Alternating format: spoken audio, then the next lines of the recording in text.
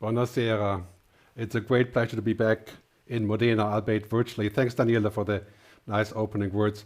The biggest thing I will regret of not actually being in Modena with all of you is that we won't be able to have a nice dinner together, which is, of course, always the crowning part of the gig in Italy. So I'm speaking to you virtually today about, the digital future. I want to start with saying one thing. I think right now things are really, really pretty tough, I think, for everybody, especially in Italy.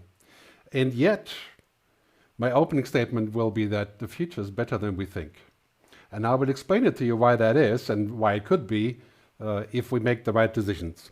You can use right here, if you're watching on YouTube or LinkedIn or Twitch or wherever you're watching, you can use the comment bar. There's my dear fellow futurist Soha Rashid. She's going to answer the comments and I will take some questions at the end. And I do have a special surprise for you at the end, a gift. It's Sunday after all, right? Got to have gifts on Sunday. So that's coming right up, and let's dive right in, right? First, I think, it's quite clear we are currently on a bit of a corona coaster, right? And don't be afraid when I fade out, I will come back. It's basically the emotional stress of going up and down, and things are constantly changing. I mean, I'm in the same position than many of you. It's like we don't know what's going to happen next week.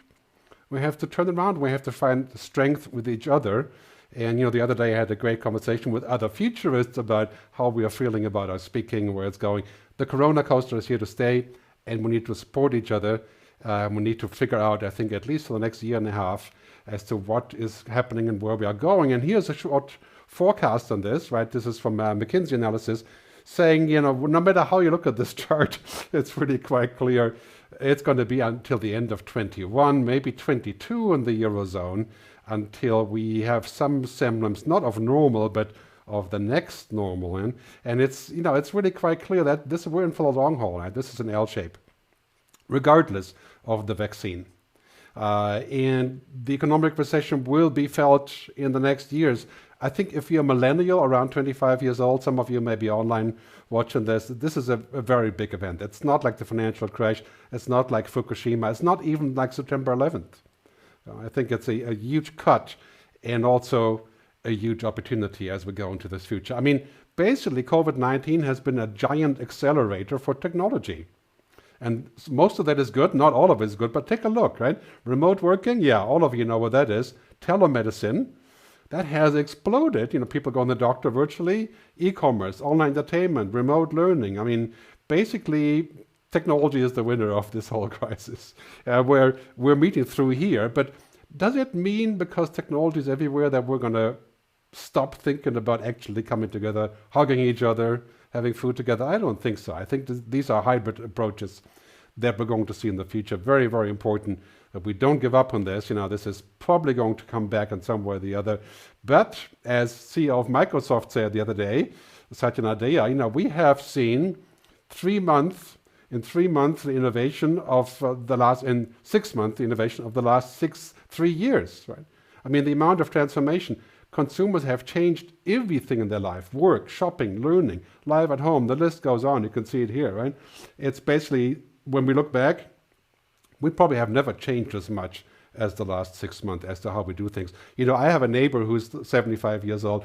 He didn't even know what Uber was, the taxi service, the on-demand service. And the other day he keeps telling me that all he eats now is Uber Eats. It's like, oh yes, okay, this is how we're changing, right? It's a different narrative, different story. And this is the header, right? Tele anything, remote everything. And remote everything is really practical, it's cost efficient, it's starting to work, but is it human? I think it's heaven and hell at the same time. If you do a lot of Zoom calls, you know what hell looks like when you're sitting on that all day looking at the green light, trying to come up with a fancy head that you can put on, which you can now do on Zoom. But I'll spare you on that one. But it's, on the one hand, it's a great thing. We all love it. But on the other hand, we're saying, I can't actually meet with real people. And this may also be a question of age, of course. I think if you're 15 and a gamer, this is what you do. Right? But yes, we have to be a little bit careful about this. And, the world is, to an extent, upside down. Right? Things that used to matter are impossible now. If you like cruise ships, that's over. If you live in Venice, they're not coming back, sorry to tell you. There is no normal. We're not going back to normal, and we don't want to go back to normal. There were many things about normal that weren't so good. Right? Inequality, economic distress, and of course Italy has many normals that in the end we all agree that probably need fixing.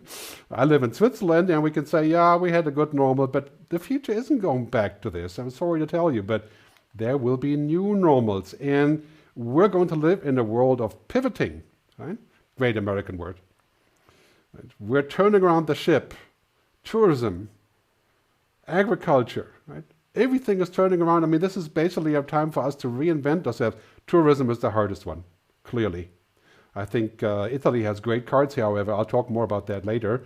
But the same goes for live events, conferences, rock concerts, movie theaters, right? Airlines. You don't want to be in the shoes of airlines now.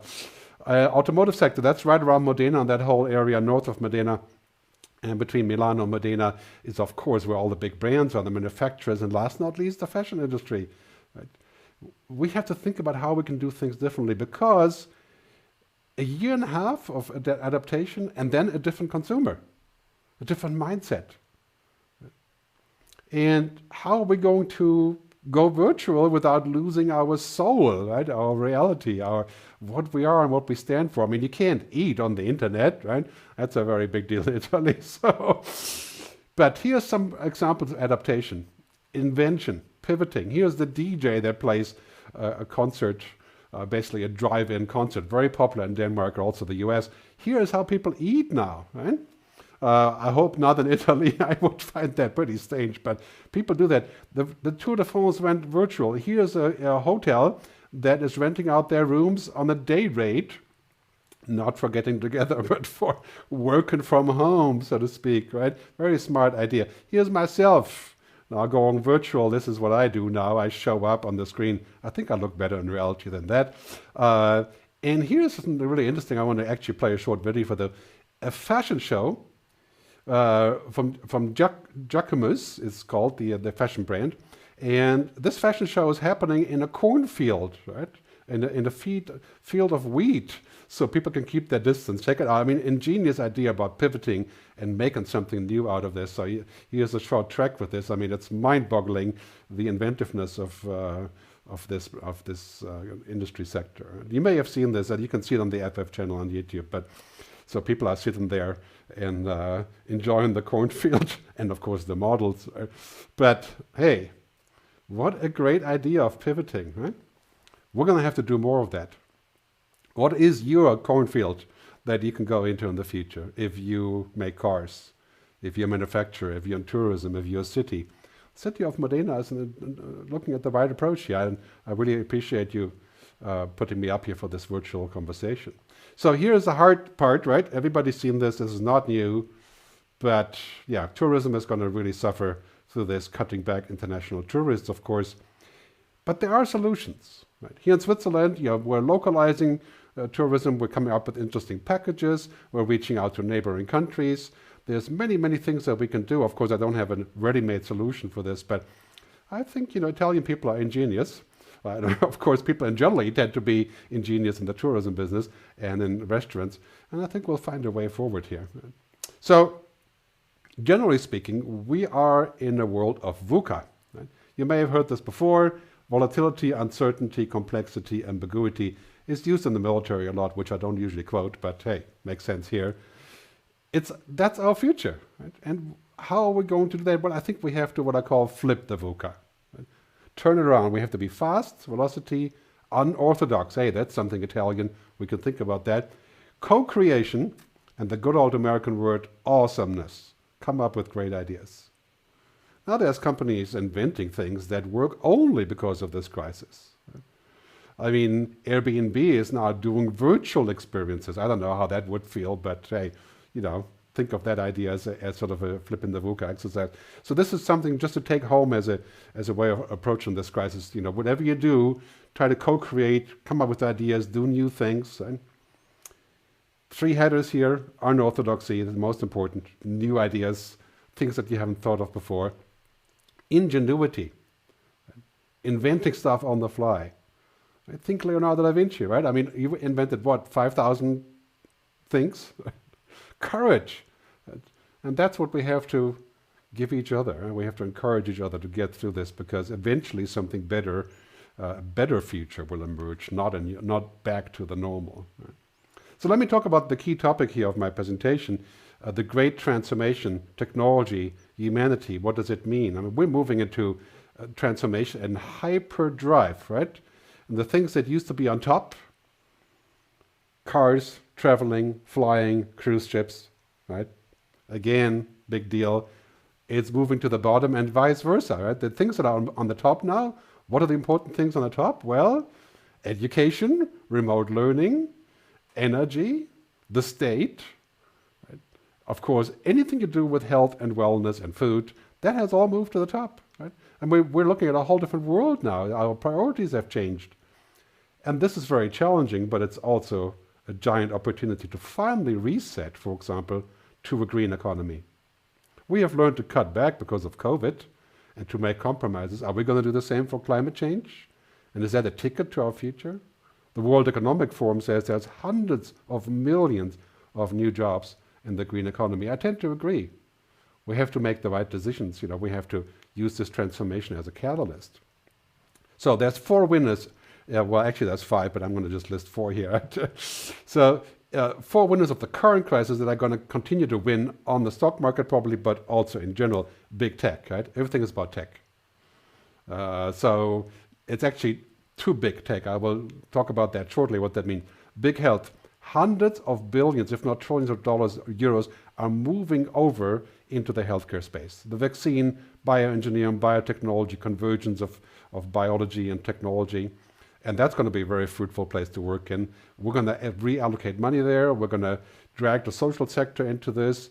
And America will finally, maybe next year, really have a public healthcare system. I'll talk more about that in a minute. That's of course, a hopeful angle. And big state. Well, lots of people don't like big state because it feels overbearing. But this is what we have now. When we have to find a state, politicians, that we can trust. Now, there's an oxymoron. Here in Switzerland, we trust the state. It's going really well. But think about Brazil. You know, people don't trust the state. Americans, Italians, well, there's a debating point for later. But big state is everywhere. And I think big green is the ticket. Right? I mean, if you're in the business of sustainability, renewable energy, sustainable vacations, tourism, ecotourism, I think this is where we headed like really quick. And in Europe, we're using the COVID crisis to think about this, how we can actually address climate change. Many countries, it's the opposite. Brazil or India, they're saying, you know, basically, okay, we have bigger things to do now than to also think about climate change. But think about this logic. If you can make sacrifices because of a pandemic, if you can be told by the state what to do and by the police, because there's an emergency, would you do the same for climate change? Are you willing to pay a carbon tax on airline flights, not take your car into the city? Right? I mean, these are things that we're going to have to do, basically sacrifices, compromises. And they will generate a huge amount of new business and new work if we get our agenda right. So, as a Star Trek fan, of course, we're going basically warp drive into the future. I mean, we are in a situation where it's not just fast anymore, it's mind-boggling fast. And we have to get used to this. Basically, my kids will live in a world that's going to be so exponentially different. They will live to be 100 on average. The kids of my kids may live to be 120. I mean, think about this for a second. Exponential change, 4, 8, 16, 32, every 12 months, a leap. I mean, the world in 10 years will be more different than the world if we go back 100 years compared to today. Right? I mean, the changes we're going to see, that we have to be aware of them, and we need people with wisdom to be our guides. Right? We need every politician, every public official, and every CEO, and every futurist, of course, right, to have a driver's license for the future, to understand where this is going. And I think this is becoming crucial now because we have to make decisions every single day. Look at healthcare, right? I mean, the combination of data and science and analytics and maybe AI, can we do better with healthcare? Can we actually make it healthcare, not sick care? Can we prevent diseases? Can we customize and personalize Medicare and medical devices? Can we use better diagnostics, cloud biology, better food? Yeah, of course we can. And I have great hope that the convergence of technology and biology will create a healthcare system that is affordable and that is accessible and that will also deal with the digital divide. Now that's of course going up, telemedicine and telehealth. I foresee a time in the future where 80 to 90% of doctor visits that we have today are no longer needed because we can do it through devices like the Apple Watch, but you know, there are many other devices apart from the Apple Watch. But we're going to see a huge explosion here in the next couple of years. Working from home, same thing. This is going to explode. Not everybody has a fancy setup like this. I think the reality is probably more like this, right? Where we're saying, oh my God, I have to like do double duty. And this is, I'm sure, quite familiar with you. But here's the good news, right? We're going hybrid as far as work is concerned. Work from home, work from home, work from the cafe, work from the beach. What I've always done, really. Right? Maybe not work too much, maybe work less. But human relationships, H to H, human to human, in the flesh, in the meat space, as some people call it, I have a good laugh about that one, are becoming more valuable. Just because we use these devices doesn't mean we are going to forget what it's like. Right? Yeah, these are tools. We're going to use the tools, and we're going to go hybrid. If you don't know how to do that, you'll be in deep trouble. But things like education, yeah, we can learn things online, but really the learning happens between people when we get together. Why people go to MIT? Why do they go to MIT when they can watch all their courses online? Because of the experience. Keep in mind when we think about working from home, the way that the human brain is wired, right? Experiences, relationships, engagement. As long as we're human, we're going to look for that. Right? And that's, by the way, a great ticket for tourism, the future of tourism, just to lean back to this. So we are in an amazing time, right? The largest technological transformation in human history. All this stuff being invented at the same time. I think this is really exciting, possibly overbearing, but talk about overbearing, take a look at this one. 2050, many of my colleagues like Ray Kurzweil say, we're going to reach a point to where machines have potentially the same power, possibilities than us. Whatever that means, I don't think machines will ever have emotional intelligence or exist, right, in that sentience or sapiens, wisdom. Right? But they will be pretty damn smart, and they will do many things for us. And in 2050, we have to be ready. We have to think about what that means and what we want them to do and what they should not do. Probably that's a much more important question as to what they should not do. So here's my key point on technology in the future. I think we will have all the tools we need to solve practical problems. Water, food, energy, disease. But will we have the wisdom? Will we make the right decisions? That is the key point. We have the tools, but hey, you can use a hammer to kill somebody or can use it to build a house. I can use AI in the future, not me, but people can use AI to kill people. And so what are the rules and social contracts governing all of this? We have to put a lot more energy into that and not just say, well, we're going to use this because it works. That will get us to the very same point that we're at right now with Facebook. Just as an example, what used to be good has now become an AI-driven marketing machine, right? A data engine, right? Where we are the content. I left Facebook 2 years ago for that very reason. I'm not going back, and I think it's becoming unethical just to actually, be part of it. So anyway, different discussion. We'll take more questions on that later. Yeah. Here's the important point. Putting the human inside. We should always have humans in the loop. We should always make sure that it's the human benefit that counts, not the monetary benefit. That's not the same thing. Right? There are other human benefits that are not about money. We should make sure the combination of people, planet, purpose, prosperity, purpose being the key word here, that is becoming the future of technology. Right? So exponential technological progress brings up an important question. That question is, well, yeah, it's great, but is there such a thing as too much of a good thing? So enter my friend Elon Musk, parenthesis. Right? Elon has invented a thing called the Neuralink, which he demoed the other day with pigs. Basically an implant in the brain that sends out signals where the pig can be communicating and, so to speak, also control their limbs. It's meant to help paraplegics and so on, but it's a long story. Let me play this short clip for you. I think you'll find it quite entertaining And then after that, a short quote from Elon Musk himself.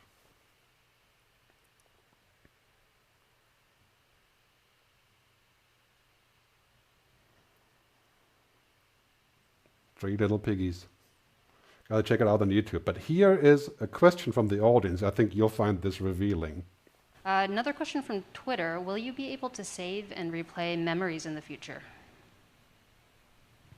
Yes, I think in the future you will be able to save and replay memories.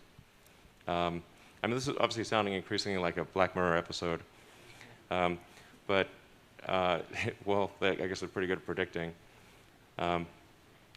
So here it kind of shows, what is the business model? Yeah, it's backing up the human brain. I mean, we see lots of TV shows about this. Yeah, too much of a good thing. That's like, okay, Elon, keep going and good luck with all the stuff that you're doing. But this is really far out in my view. Possibly the idea of being superhuman or living forever. I mean, let's be real about this for a second. The other thing that's really interesting is something that Facebook has just launched with Oculus Rift called the Infinite Office. And of course, there's good timing for this when you think about the current COVID isolation and not going out. And this is probably going to come back for most of next year. Now we can do this, right? We can virtually live at home and do all that stuff. And what good timing for this product. And I don't know whether to laugh or how to cry. I think this could be fantastic. It could, in fact, be so good that I would get totally hooked on it. And I think a lot of people feel that way about virtual reality. But where's it going to take us? Eh? And I think this is my hunch of where it's going to take us. Right? It's going to take us to a place of constant evolution where we are no longer capable of functioning without it. Right? Where we are so networked that we can't get out of bed without the connection. Then you're going to end up with a great show on Amazon called Upload, if you can watch it on Amazon Prime, that does exactly this story. But we had to think about what that means. Marshall McLuhan, the famous media theorist and also futurist, of course, great influence on my work, he said, we shape our tools and thereafter they shape us. That was 60 years ago. I don't want these tools to shape me. I don't know about you, but I'm also going to put a second quote here from Marshall. It says, all extensions of man and woman are also amputations. When we add something that makes us more powerful, we also remove something. And what would we be removing when we use virtual reality all day long? Well, it's kind of like what our world would be really boring afterwards. It's kind of like a giant expansion that amputates pretty much everything else. I think we need to be very careful about this. We need to use it for the benefits, health, technology, medical. Right? But how about the things that are too much of a good thing? Great show on Netflix, The Social Dilemma. Okay? It's available in Italian. Here I want to play a short sample so you can see it. Questo è quello che ogni impresa ha sempre sognato. Avere la garanzia che se viene inserita una pubblicità avrà successo. È così che fanno affari, vendendo certezza. Yeah, they sell certainty, right? Selling certainty. That's what technology does. Take a look at this movie. I think you'll be quite impressed. I really think we need to do this, right? We need to make sure that every person that is involved in making those decisions, especially in social media and other media, right, has what I call technocratic oath.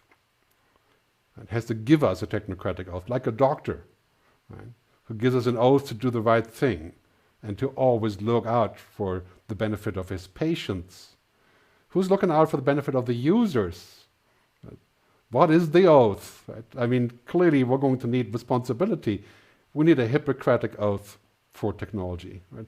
We need to think about something like a council of ethics, right, that is beyond the business purposes. And I've suggested this in my book, which is available in Italian, but I've done that for years, and finally we have some. We have one in Singapore, we have one in Denmark. Maybe we should have one in Modena and in Italy at large. Right? What is ethical technology? This is going to be an important question because right now technology is so limited still by what it can actually do well. But 10 years, the sky's the limit.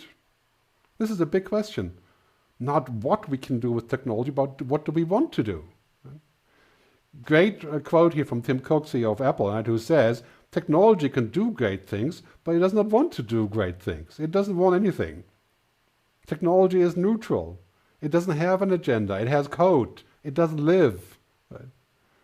If we want something with technology, if we want to have a good life in the future, if we want equality, if we want to live in an equal country, if we want to solve problems, we need to make our own decisions. Right? We need to inject ethics. And what makes it worse is that technology is basically everything now. I mean, technology is eating up all other industries: telecom, banking, financial services, healthcare, pharma, transportation. Everything is becoming technology. Right? So imagine what will happen in 10 years when technology is up the exponential scale another 10 steps. We're talking basically in the neighborhood of 500x and 10G and 10 billion people on the internet. We're going to need to think about what technology is supposed to do and what it's not, and what are its limits, and we have to ask why, not just how. Today we're saying, well, how does it work? How do I get my movie to stream properly, or how does 5G work, or any of those things? But the future is going to be about why. Why are we doing this? Is it good for us? And who's in charge? Is it the users in charge, or is it the platforms in charge? We're moving into the future, what I call the mega shifts. It's a big topic in my book. You can actually download the 3rd chapter of my book for free at megashifts.digital. Not to promote the book, this is a great resource, and it's available in Italian, megashifts.digital. And so all of these things, automation, robotization, cognification, smart machines, the stuff that we talk about every day without getting too geeky and meme slinging here, right? This is going to explode. Right? I mean, basically, the world is going to change more in the next 10 years than the previous 100 years. And it's technology that drives it.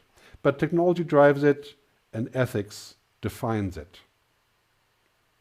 It's the why question. The purpose is what defines it. That's what should define it. Today we also have this question a lot where we say, well, we're defined by the fact that it's just working, right? So it's working, I'm happy. But we have to go further. When we think about technology like smart machines, so-called thinking machines, there is no such thing as a thinking machine. Right? Smart machines, yes. Read Stuart Russell's book, Benevolent AI, I think it's called, or human whatever, AI, but just look at Stuart Russell. Great book about AI, when he talks about what AI actually is. Right? It is not like us, it is what we are. Right? We are in a universe of many things that we do, like foresight, curiosity, purpose, passion. Can you imagine a passionate computer? That will really take us into science fiction. Right? Critical thinking. I mean, a computer can't think about what may happen in the future apart from, of course, projecting and using numbers, but understanding, wisdom, context. I think maybe in 30 years we can get there, and that's the scary part. Until then, this is what your kids have to learn. Right? Your kids have to learn, purpose. Right? I mean, if you have kids, you got to teach them about passion, about imagination, about curiosity, right? About critical thinking. And this is the people that we should hire.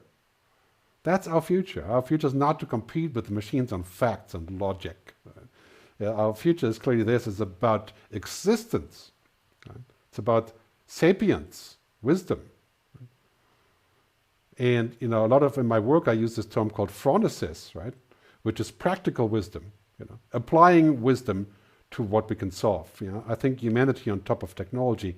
So I use this topic a lot, when I speak about humans and machines. We have to get away from this concept that we need to gear up to compete with machines. I call that machine thinking. Right? Or dataism, everything is driven by data. We're not machines. I don't believe we are machines. Some people do. Hence, I don't believe that we would be upgradable and that we should upgrade ourselves. Let's talk about, as we move on to the final part of the presentation, well, the next 2 hours, just kidding, about geopolitics and what's happening here. And I mean, to put it in a sort of very simplified way, we're living in 3 worlds now. The American world, which is extreme capitalism, you can see how far that has gotten them. Corporate capitalism, right now edging towards civil war. I used to live in America for a long time. This is a tough one. I'm quite concerned about that. Europeans, history, culture, Humanism. That's our blue flag here. I'm proud of that flag, but yeah, that also means that sometimes we're not the fastest, right? And of course China, right? What's China all about? State capitalism, surveillance, AI. Not to say that's all a bad thing, but yeah, these are world differences in opinion. And where are we going with this?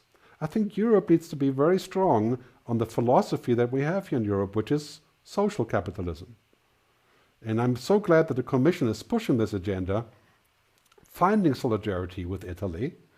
Yes, I know many of the terms may not be to everybody's liking, but God, has the Commission turned around? Has Europe turned around? Just in the last 3 months, has Merkel turned around? I mean, I'm German, but I have to say that's pretty impressive. I think we're going to get somewhere with this.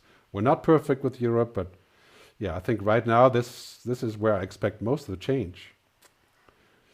I'm a proud European. I think we have solutions for many, many things.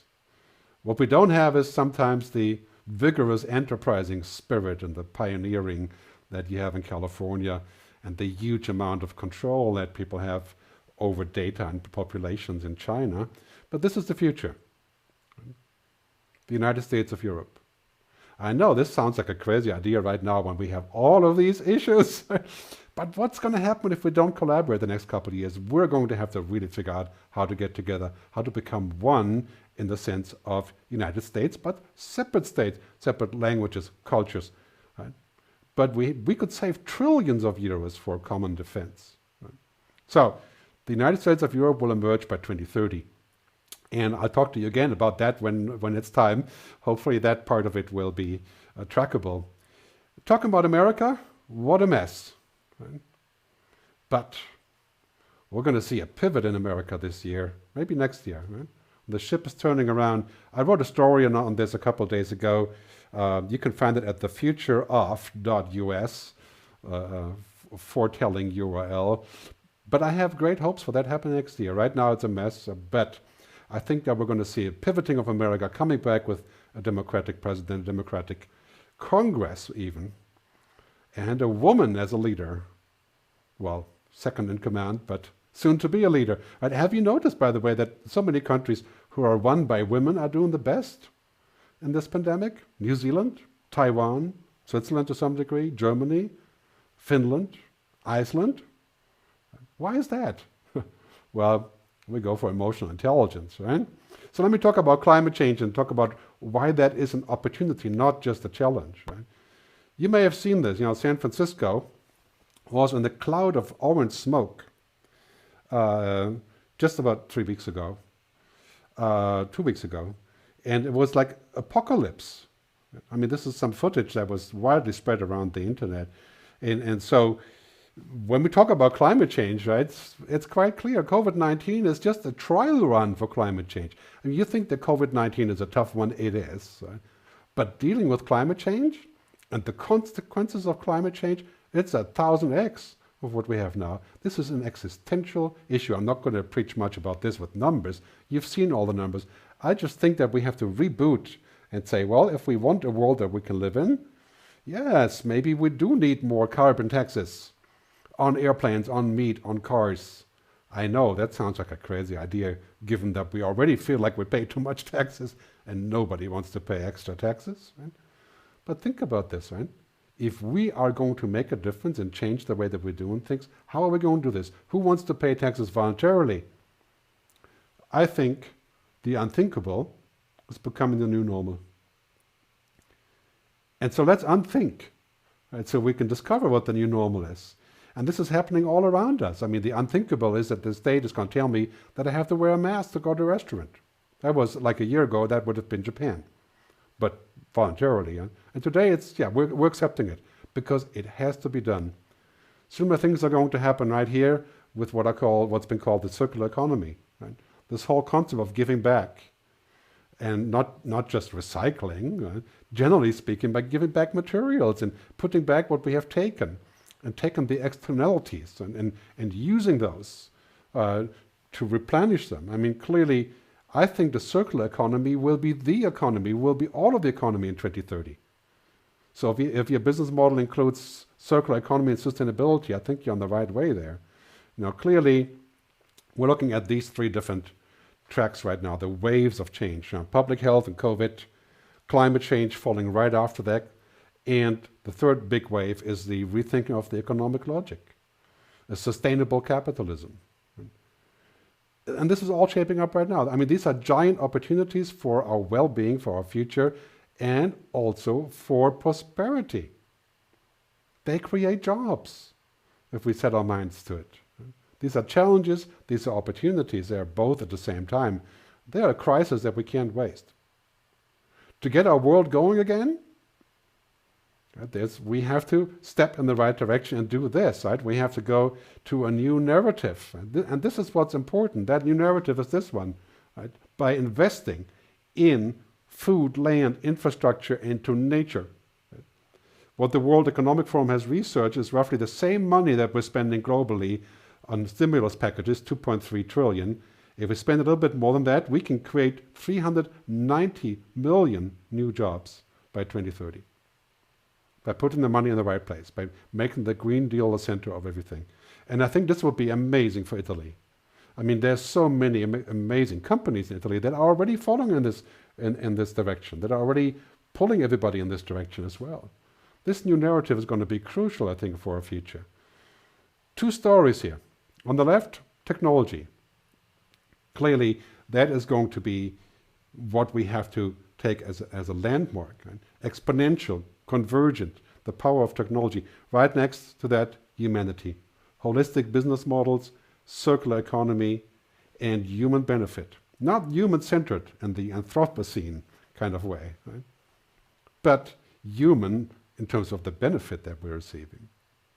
I think if you write that on your flag for the future, with COVID, we don't know when post-COVID is, that would be the right direction. You know, the landscape of money around us, of capitalism, has quite clearly failed to take care of many things that it should take care of. And I think we're moving into a world where we're going to see what I call the quadruple bottom line.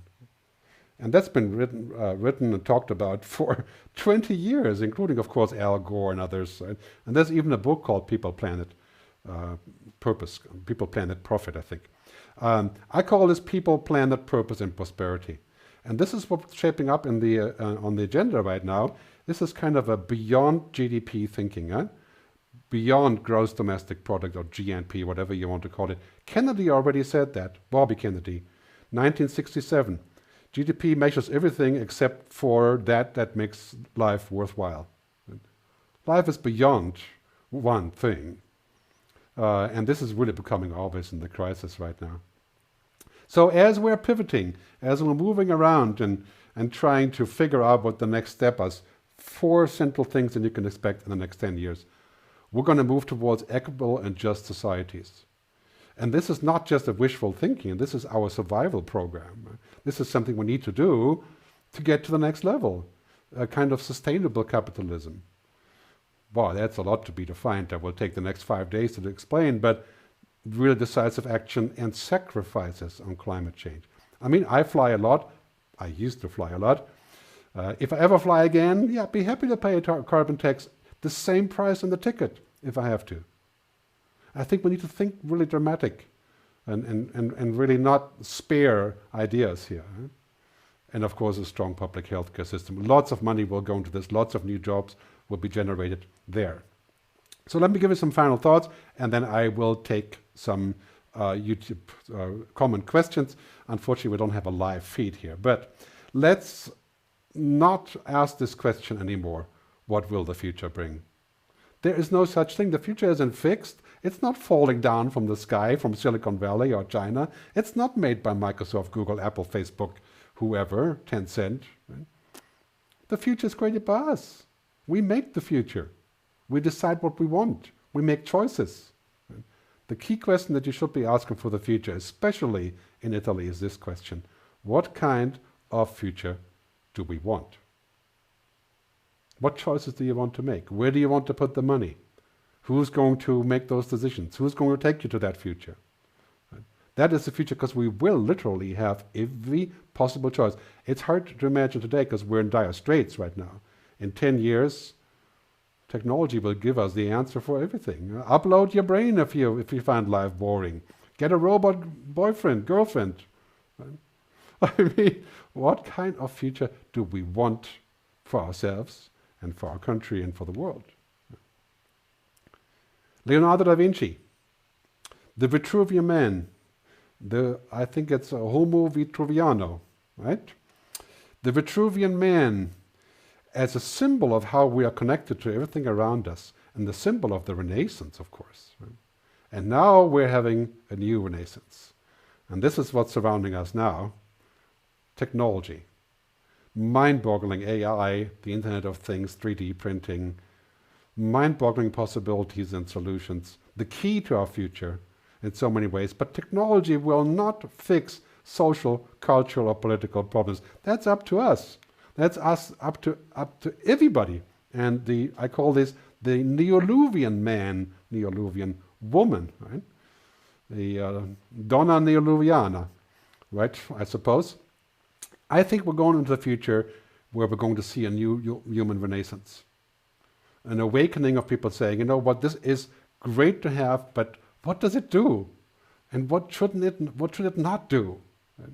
I mean, let's be honest about this. You know, we all want to achieve combinations of people, planet, purpose, and prosperity in different levels. Right?